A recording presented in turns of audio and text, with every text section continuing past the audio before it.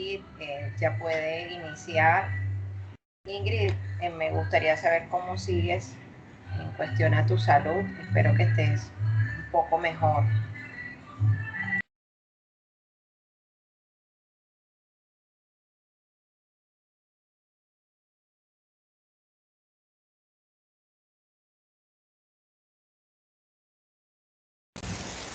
Buenos días, compañeras. Sí, tutora, ya estoy un poco mejor.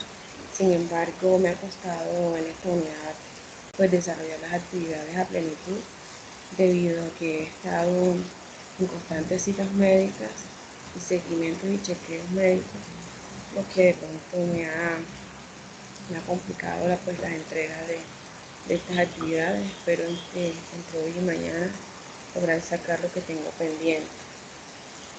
Bueno, sí me están escuchando, ¿verdad? Sí, señorita. Igual, si estás teniendo algunas dificultades con el tema de las entregas, te invito a que envíes un correo interno a cada uno de los cursos notificando la situación. Realmente en este proceso de pandemia y caos, digámoslo de cierta manera, respetando toda la situación, la crisis social que estamos manejando en estos momentos, la universidad no está, digamos, ajena a toda la situación que se presenta en el país. Entonces, como docentes estamos prestos para hacer un acompañamiento y un seguimiento de las situaciones particulares. En tu caso es cuestiones de salud, pero hay compañeros a nivel nacional, estudiantes que de pronto están participando en las marchas y pues respetando también su opinión o posición, también colaboramos en ese proceso nosotros como docentes. Muchas gracias, tutora. La verdad, sí me hace falta unos detallitos, pero bueno, ahí si no logro sacarlo de hoy a mañana, pues le estaré escribiendo. Bueno, compañeras, vamos a compartir aquí pantalla. Vamos a iniciar con un tema que me recomendó por la tutora Yuli, que inconscientemente lo venía aplicando, ¿verdad? Y, y bueno, dije, bueno, sí, lo leí, lo investigué y dije, hombre, claro, eh, este diseño, ¿verdad? Lo vine aplicando, como ya les había dicho, inconscientemente, y para mí es muy interesante de que ustedes también lo conozcan. Y pues es el diseño universal de aprendizaje. Tutora, ¿ya están viendo mi pantalla? Sí, señorita. ¿Sí? ¿Ya se ven las diapositivas? Sí, sí se alcanza a ver.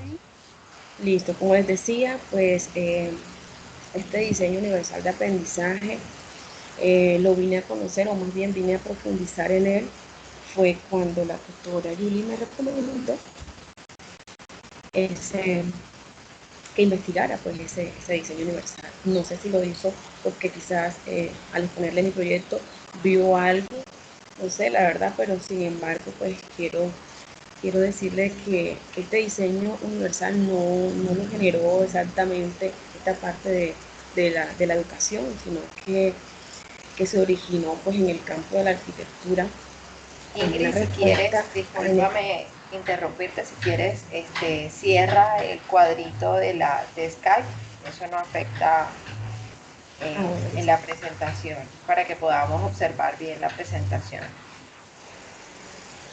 Como les decía, esto no se originó en el campo de la educación, sino que eh, se originó en el campo de la arquitectura, ¿verdad? Pues ellos lo hicieron como una respuesta a la ineficiencia de las soluciones individuales no adaptadas, es decir, de que ellos seguían un diseño personalizado, ¿verdad? Entonces ellos se idearon este diseño universal para unificar criterios, para unificar aprendizajes.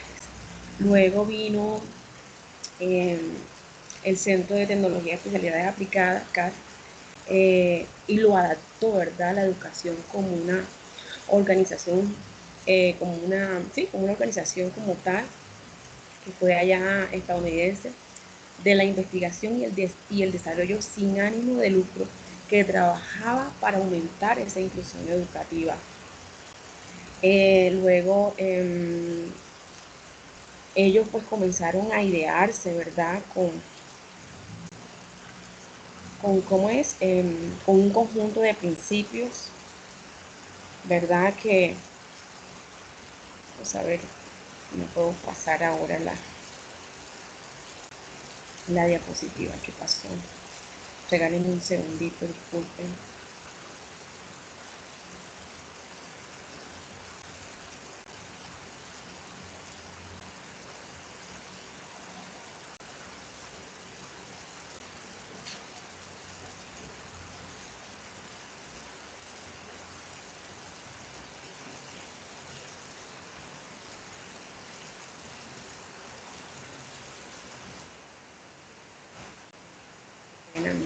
No pasa.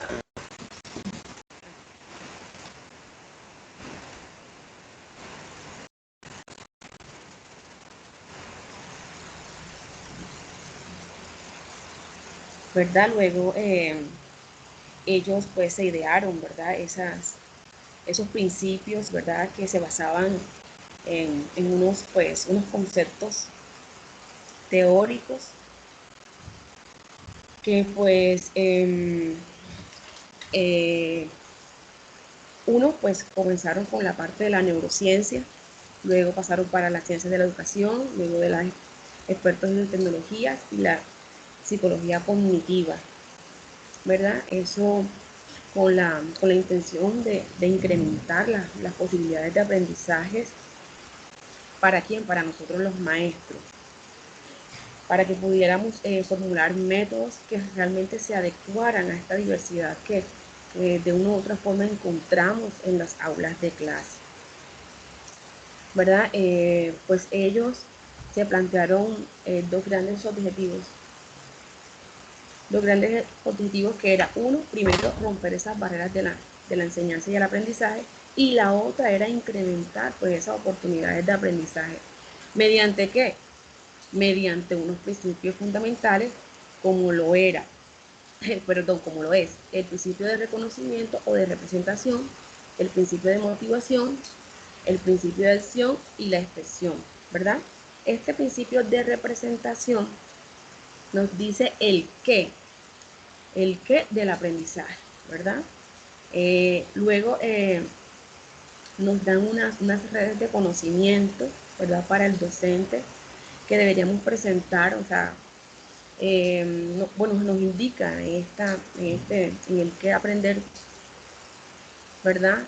Nos indica de que esa información, ¿verdad?, que le vamos a suministrar a los alumnos, ¿verdad?, la soportemos teniendo en cuenta pues las diferentes capacidades de percepción que tiene el niño, las diferentes capacidades de comprensión y ese uso diferencial del lenguaje. En mi caso, en mi proyecto de intervención, existen dos lenguajes totalmente diferentes que, si bien es cierto, este principio de reconocimiento nos indica, ¿verdad?, o nos da unas pautas o unas estrategias para llegar a estos niños y puedan comprender el qué del aprendizaje. Luego, en el principio de la acción y la expresión, ¿verdad?, me indica del cómo aprender, ¿verdad? Estas redes estratégicas nos dan a nosotros los docentes unas maneras, ¿verdad?, para motivar al alumno en un compromiso de participación conjunta, en un compromiso de cooperación, ¿verdad?, de interacción entre él y sus compañeros, y así con todos los actores que intervienen en la enseñanza y aprendizaje de los niños. Y luego este principio de motivación, ¿verdad?, nos dice el porqué del aprendizaje. Estas redes afectivas, ¿verdad? También nos dan unas estrategias para comprender, ¿verdad? Para llegar a la parte afectiva de estos niños. Como les decía, estas imágenes que estoy proyectando aquí fue tomada de una página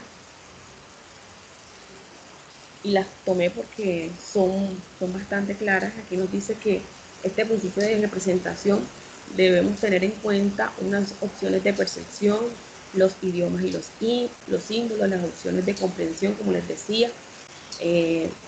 Nos invita a que utilicemos pues estas diferentes estrategias, como lo vemos aquí en esta imagen, ¿verdad? Aquí hacemos la parte artística, podemos hacer a través de la literatura, eh, llegarle a estos niños con este principio.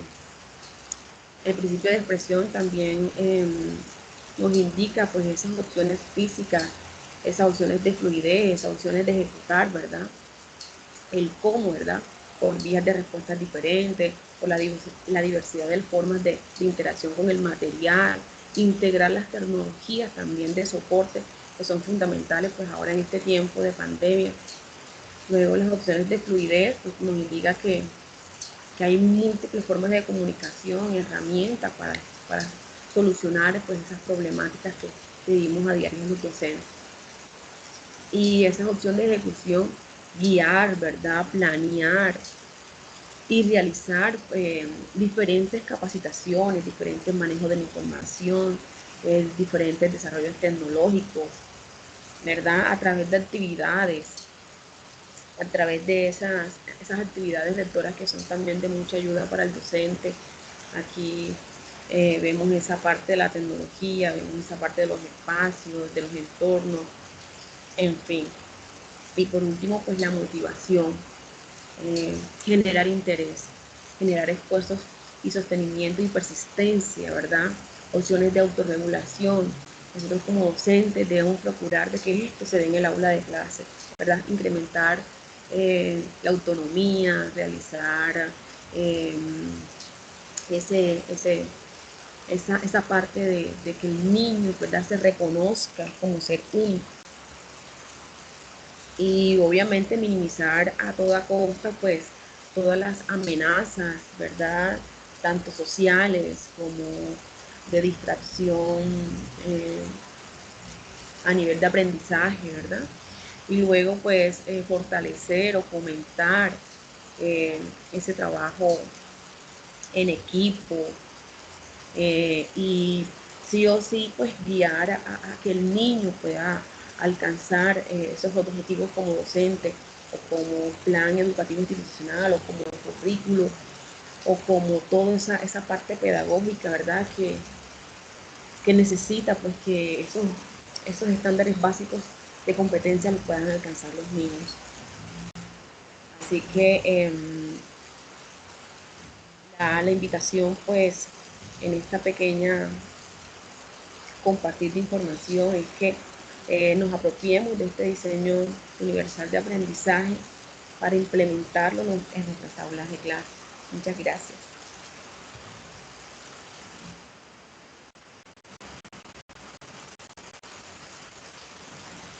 Muchas gracias, Ingrid. ¿Alguna de sus compañeras quiere de pronto participar o mencionar algo con relación a la socialización de la compañera? Si conocían el método DUA, el diseño universal de aprendizaje, si habían escuchado un poco de él. Hola, profe, buenos días a todas las compañeras. Bueno, yo había escuchado sí un poquito de pero no tenía así como que muy claro qué es lo que es.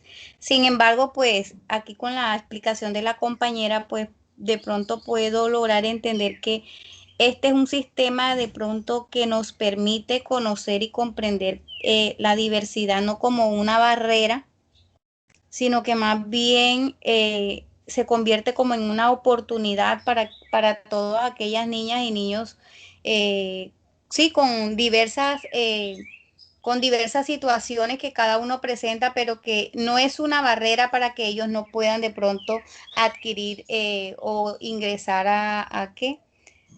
A empezar a desarrollar lo que es su aprendizaje.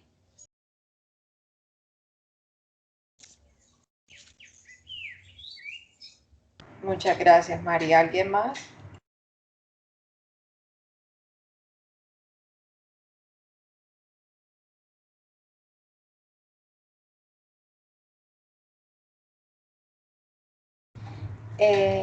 Ingrid, no sé si me puedes mostrar una de las presentaciones donde hablaba del qué, para qué y por qué, o el ser, saber.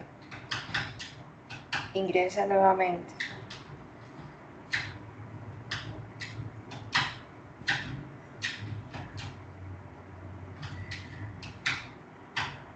¿Qué aprender? ¿Para qué aprender? ¿Cómo aprender?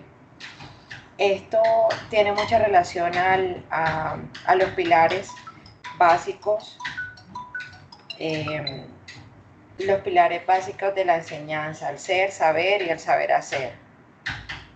Como lo mencionaba Ingrid, no solamente qué aprender, por qué aprender, cómo aprender, sino también para qué aprender y cómo llevar ese aprendizaje a la vida real, al contexto, a nuestro espacio, a la vida práctica.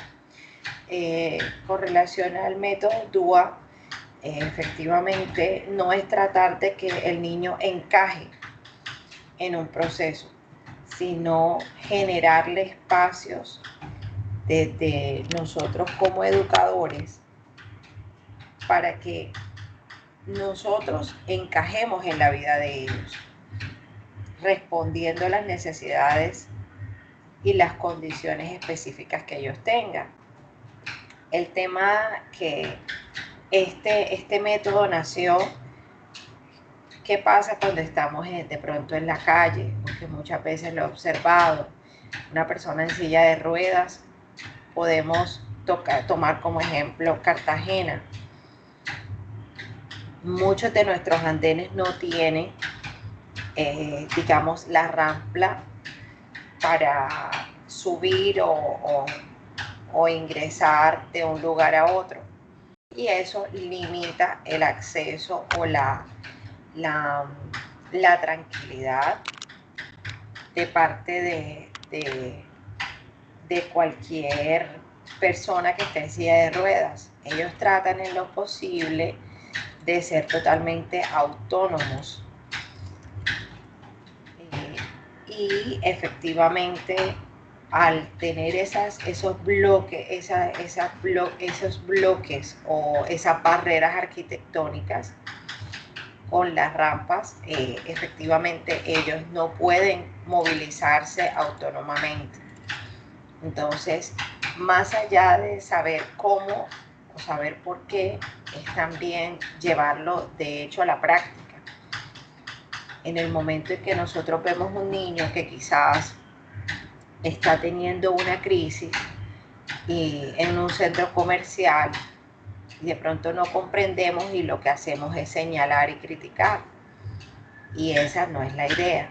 Hay situaciones adversas que afectan o son situaciones muy de su condición que dentro de su naturalidad hacen parte de su diario vivir, pero al nosotros verlo porque no está dentro de nuestro común, lo señalamos y lo criticamos. Entonces es importante crear esa conciencia social desde muy niños. Hemos visto ejemplos donde hay niños, incluso se ve la discriminación, aunque me esté saliendo un poquito del tema, la discriminación incluso racial.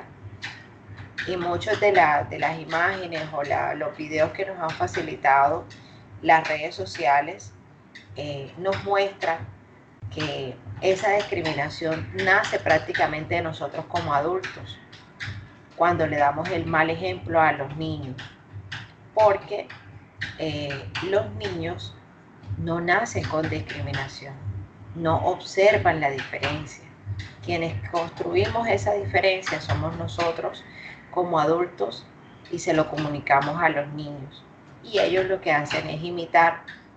Entonces empieza un círculo, digamos que es un círculo vicioso, donde de generación en generación se va entregando ese mal ejemplo. Lo mismo con la conciencia mundial en relación al medio ambiente. Hay una frase que yo utilizo mucho, que la palabra enseña, pero el ejemplo arrastra. No es lo mismo tú decirle a un niño, es que no tires ese papel al piso, que dar todo el ejemplo, hacer un adecuado conservación y obviamente tratamiento a los residuos. Entonces, llevándolo al tema de los niños con necesidades educativas especiales, cómo podemos generarle espacios a ellos abiertos y tranquilos, donde esos niños que estamos enseñando también aprendan a compartir con ellos y no darles una mala enseñanza en relación al comportamiento muchas veces inadecuado que tenemos como adultos frente a los niños con necesidades educativas especiales.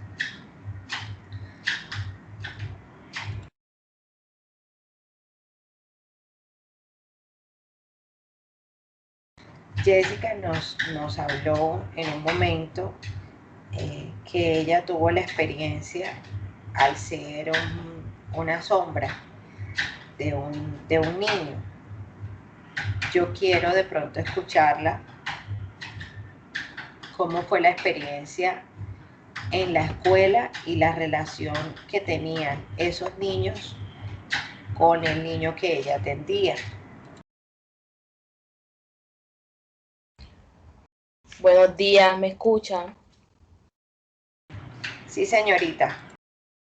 No, profe, cuando yo llegué a la escuela con el niño, la mamá me había comentado de que el niño no quería ir. Él venía de un colegio más pequeño, donde le realizaban eran puras actividades creativas, de exploración y eso. Pero entonces ya quería que él fuera más al plano educativo, de aprender las vocales, los números y eso. Y lo pasó a un colegio más grande.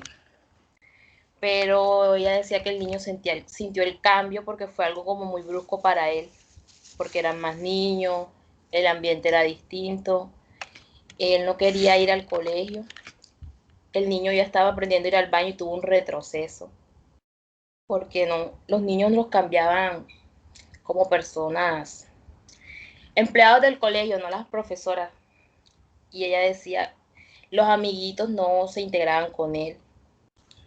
Pues a ver, la profesora, cuando yo llegué me di cuenta de que lo aislaba, porque el niño tendría a ser agresivo y ellos tienen por sí mucha fuerza. Y él de la nada empezaba a pegarle a los compañeros y entonces ella no sabía cómo lidiar con esas conductas. Y llegó un momento en que ella lo dijo delante de mí, de que ella ya había aprendido lo que iba a aprender y ella no se iba a enfocar como que a estudiar para adaptar sus currículos y sus cosas al niño, que me pareció algo muy mal de parte de ella. Cuando yo llegué con el niño, traté de, que fue lo que me pidió la mamá, que él relacionara, porque es algo que ella quería trabajar con él, que relacionara con los demás niños. Pero la profesora aún así, estando en el salón, me decía, no, ponlo acá, no lo ponía en el centro, sino en la punta, pero también como evitando que él le fuera a hacer daño a sus compañeros, porque él de la nada estiraba el brazo y pegaba. Y había que contenerlo mucho porque por su agresividad y era nosotros y la fuerza que él tenía no nos daba como para agarrarlo, a veces éramos entre dos y no podíamos con él. Y las actividades sí se las adaptaban a él, pero no era algo como constante de parte de la profesora, entonces demandaba como su responsabilidad como profesora a la sombra que era yo. Y yo tenía como que hacer un trabajo independiente con el niño, ya no adaptaba sus currículos y sus cosas con él. Y en el hora del parque, bueno, mientras yo estuve con el niño 2 meses, hubo un proceso, él cambió, trató de socializar, la mamá lo estaba llevando a terapias de lenguaje aparte independiente de lenguaje, terapia ocupacional. Y lo que he visto ahora en el niño, porque he seguido como en contacto con la mamá, ha tenido avances muy importantes, pero no habla, que de acuerdo a lo que dijo la terapista ocupacional, tiene uno de los autismos más fuertes. Entonces, quizás puede ser también, no se sabe a ciencia cierta cómo las causas del autismo, entonces no saben si en el embarazo o algo tuvo que ver algo del niño y que le ocasionó como ese shock. Por eso es que él está así, pero el niño, aunque por más terapias que le hagan, no produce sonidos. Pero algo que se quería trabajar como era que él socializara y que se desenvolviera en un ambiente normal, entre comillas. Pero hay veces que los adultos limitamos, como dice usted, y ponemos las barreras que los niños en ellos en su inocencia no las ven. Así es, y de pronto la condición del tema de la agresividad también también de cierta manera genera algunas barreras, porque como tú bien lo mencionabas, a veces llegaban momentos en que el niño su fuerza era más fuerte que la tuya y la de la profesora, entonces allí sí hay que reevaluar porque se puede poner en riesgo la seguridad o la salud del resto de los niños. Entonces es muy importante como analizar y sobre todo mirarlo individualmente, aquellas características y aquellas condiciones, porque no todos los niños autistas son diferentes, son iguales y presentan las mismas condiciones, las mismas situaciones. Entonces, ese sí es un trabajo realmente desde el equipo interdisciplinario y apoyarse muchísimo en la institución educativa, que tenga los recursos, que tenga también los espacios adecuados para brindarle al niño las mejores condiciones. Muchas gracias. ¿Alguien quiere comentar algo más?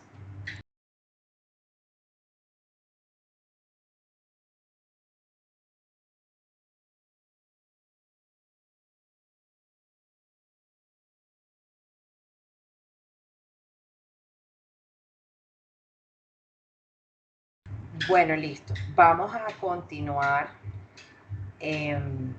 con el segundo paso, la actividad que vamos a desarrollar el día de hoy.